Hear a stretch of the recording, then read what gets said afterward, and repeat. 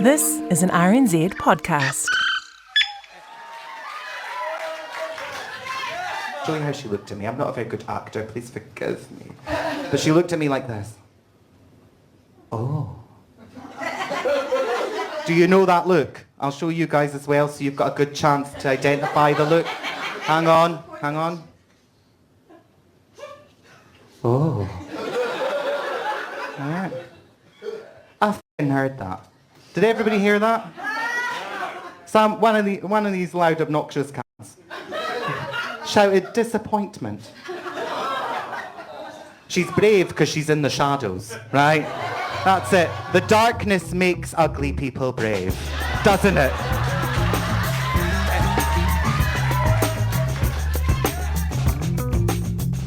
I've now talked about crabs on stage, I don't know, dozens of times.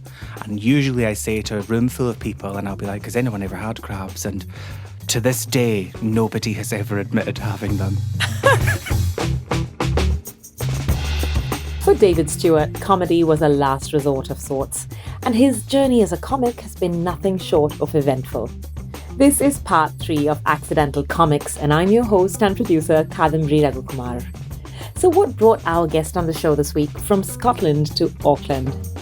I had I guess you would call it a long-distance relationship with a Kiwi, but all very casual. I had a career back in Scotland that I was very invested in. So all very much like we're on one side of the world, you're on the other. It's never going to be, but, you know, anytime we're in the same country, let's meet up and hang out. And then I got fired quite suddenly and had a rough time after that. And I think it was a couple of days afterwards, my now partner was like, why don't you just come here? And I thought, well, that's Why about not? as far away as you can go, so let's do it. But of course, it wasn't all that straightforward a story. Where's the fun in that? David went from corporate to comedy in, let's say, a slightly circuitous way after he lost his job. But What was your job?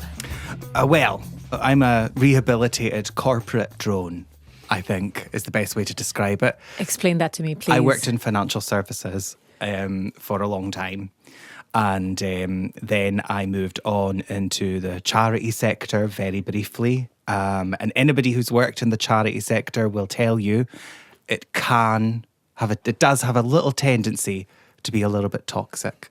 And I didn't fly in charity, it turns out. Not because I'm not a charitable person, though, you know. But Just because. just clashes, personality. It's one of those things where it was kind of, I think I was maybe 4 or 5 months in role. I was still on that sort of trial phase. And my manager pulled me aside after a break one day and was like, this is your last day. I was really serious about my career at the time. So I was a bit sad, I was a bit despondent. And I was always funny, but I had never stepped foot on a stage at this point. I came across this stand-up comedy course that the Stand, which is like you might have heard of it. It's a big famous comedy club in Edinburgh. They ran this sort of day course, and then the next day they would put you on for your debut.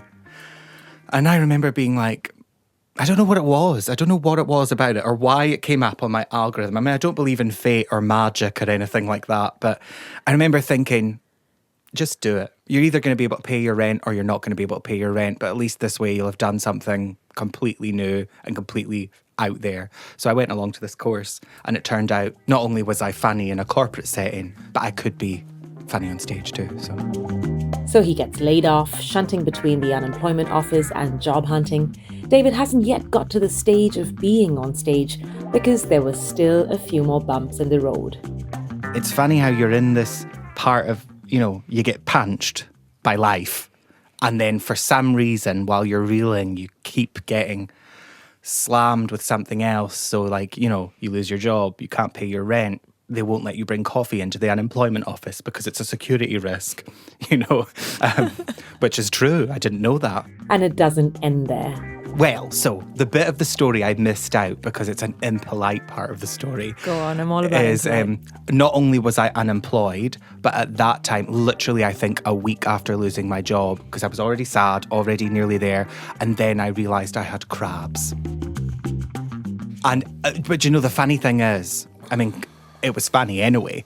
But I mean, the funny thing about it was just like something normal, you know, something normal where you'd be like, oh, no big deal, get the cream, move on with your life. But at that point, I think I was so fragile that it just, you know, it just took that one crab infestation to break me. And that's what my first set was about.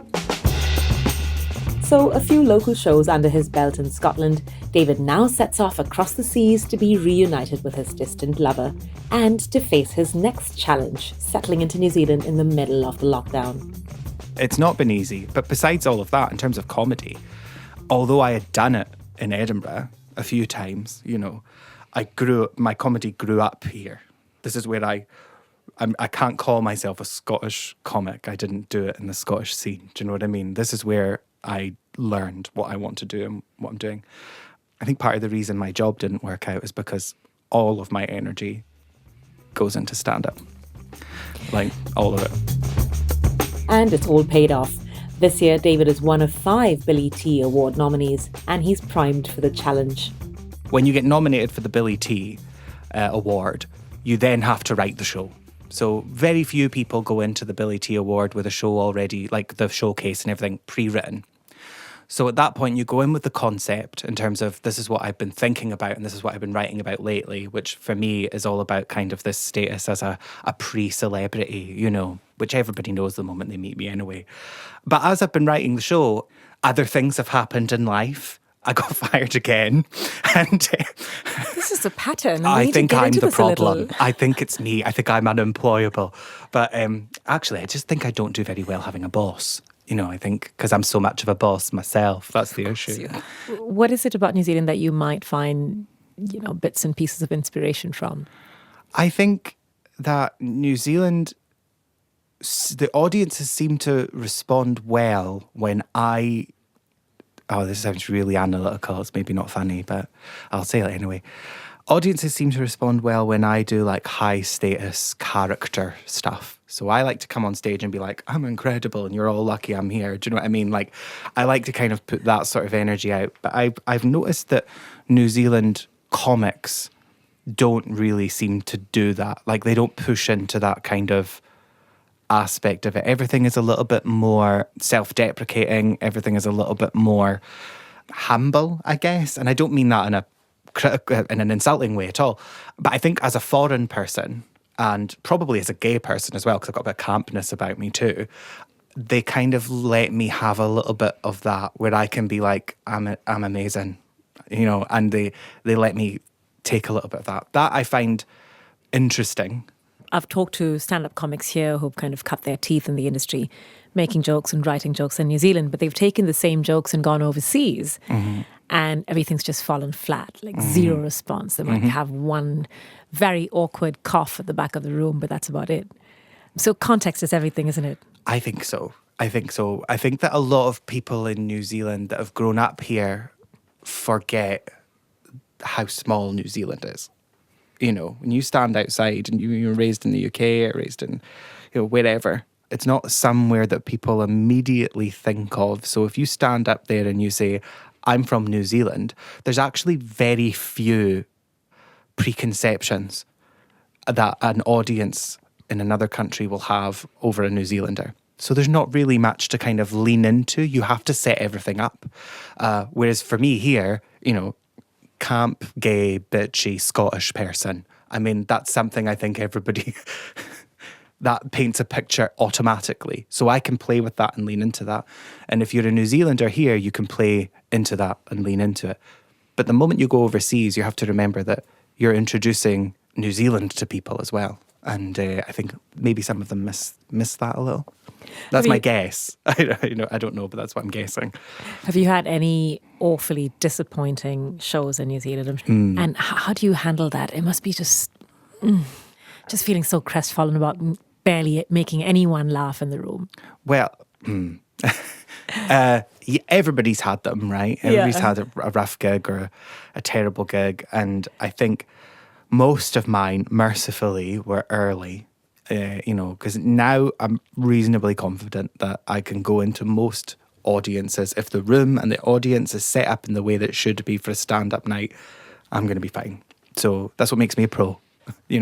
So I'm happy with that. But, there's still the occasional room you go into where you're like, okay, there's a big line down the middle of this room. There's a huge wall and we've got an audience sitting here that's paid for tickets and then people that have come in here just to drink at the bar.